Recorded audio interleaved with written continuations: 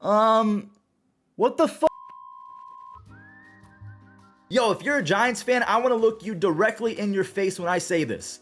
I am so sorry. Over the last few weeks, Jon Heyman has literally snatched your soul 2 separate times. First, he put out this classic, Arson Judge appears headed to the Giants. We all know that Aaron Judge did not end up going to the Giants. And then yesterday, when Jeff Passan and Ken Rosenthal were fast asleep, the sauce man, as we call him, Jon Heyman, kind of got some credibility back. He broke Carlos Correa going to the Mets on a 12-year deal, $315 million. So if you do the math, he took less money to go to the Mets. So he completely rejected the Giants because the Giants, they had a problem with his physical. Now, real quick, I do have to mention the Angels made a sneaky good signing. They picked up Brandon Drury, so make sure you don't go anywhere after the Carlos Correa news. We have to break that down because the Angels are having a really good offseason. But of course, before we do that, I owe San Francisco Giants fans an explanation. So this is from Farhan Zahidi. This is either the owner or the GM of the Giants. I can't remember exactly. He says, while we are prohibited from disclosing confidential medical information, as Scott Boras, the agent of Carlos Correa, stated publicly, there was a difference of opinion over the results of Carlos's physical examination. We wish Carlos the best, and I guess a happy new year and a Merry Christmas. I don't know. So basically what the Giants were afraid of is an injury that stems all the way back to when Carlos Correa was first drafted. So I just think that the Giants got cold feet and they were using this pre-existing injury as a way out of it, which I don't know why. Carlos Correa was a perfect signing. I mean, if you couldn't get Aaron Judge, Carlos Correa was the next best option. Again, Giants fans, I just want to say my sincerest apologies. Arson Judge and Carlos Correa happened within the span of, what, 2 weeks? You all deserve PlayStation 5s, unlimited goober dollars, and Buster Posey coming out of retirement because of the suffering you've been through. I'm going to go ahead and say something right now. I fully believe that this team right here, the Rangers, had something to do with the Mets absolutely stealing the offseason. Look at this graphic right here. Jacob deGrom in his press conference with the Rangers said, I want to win, and the Rangers have a vision. Not that he was saying the Mets don't have a vision and they don't want to win, but Uncle Steve, Daddy Steve, he definitely took that personally. He went out and signed Kodai Senga, Justin Verlander, Carlos Correa. This man is on a warpath right now. He doesn't care who he steps on in the process, and I'm not going to lie to you guys,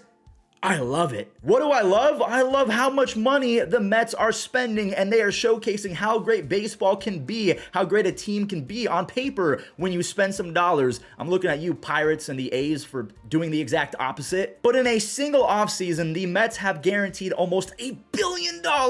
Correa leads the way at $315 million. You have Brandon Nimmo, Edwin Diaz, Justin Verlander, Kodai Senga, the rest of the list as follows. I mean, again, $806 million. I think that's more than the Guardians have spent in my lifetime. Now, I'm going to show you guys a banger tweet from yours truly. Now, I broke it down kind of piece for piece because a lot of small market teams are jealous of the Mets, but small market teams could also be spending money because they're getting free luxury tax dollars from Steve Cohen. I believe that his total payroll with luxury tax is $501 million going into 2023, and those extra luxury tax dollars are going to be split among small market teams. So that's one example of free money. And now you have to remember that every single team in Major League Baseball is getting a check of $100 million for the next few seasons every opening day in TV money. So when you combine that with the luxury tax dollars, that's so much free money that teams just get for free. Again, let me go ahead and emphasize what I just said. John Fisher, the billionaire owner of the A's, he walks into the 2023 season with a check of $100 million from TV money and shared revenue from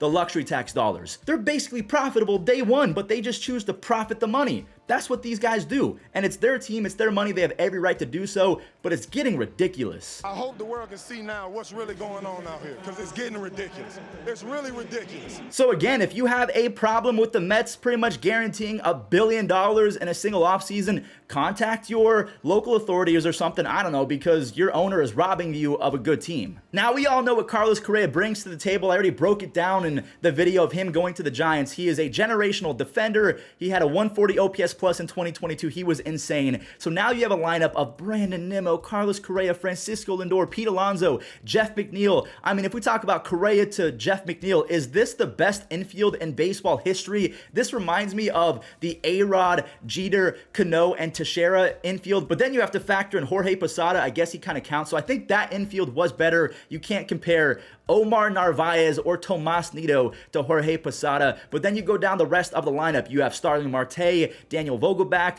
Donnie Burgers, I think they call him, Mark Canha, and Omar Narvaez against righties. The Mets quite literally have a super team. Correa and Lindor, the faces of Puerto Rico. I cannot wait to see them live in action. Correa is going to be their third baseman. You have Francisco Lindor and Jeff McNeil up the middle. Both Gold Glove caliber players. Francisco Lindor, borderline A platinum player. And you have Big Meat Pete. I hate that nickname, but I'm going to keep calling him that because it's fun to say. Pete Alonso playing first base. He is definitely not going to be the DH because that is Daniel Vogelbach's job. So...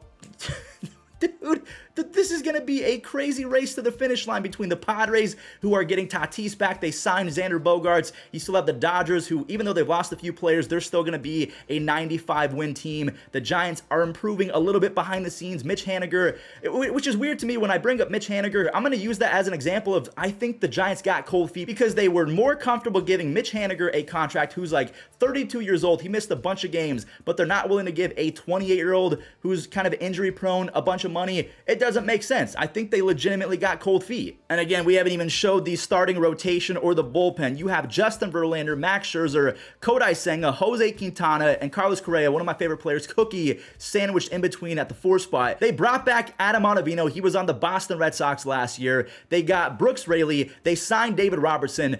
This is honestly one of the greatest off seasons in the history of not just baseball, sports. We're going to talk about the Angels in just a moment, but I owe one of these to the Mets and Steve Cohen, single-handedly changing the game of baseball, kind of forcing owners to rethink the way that they're operating their franchises. And a lot of people are saying, hey, this is not a Steve Cohen problem. This is an owner's problem, and maybe there should be a salary floor. I don't know if that fixes the issue, but then again, maybe it does. All right, let's go ahead and move on to the Angels because they are quietly having a very good offseason as well. Not only have they signed Tyler Anderson and a few pitchers, they got Brandon Drury and...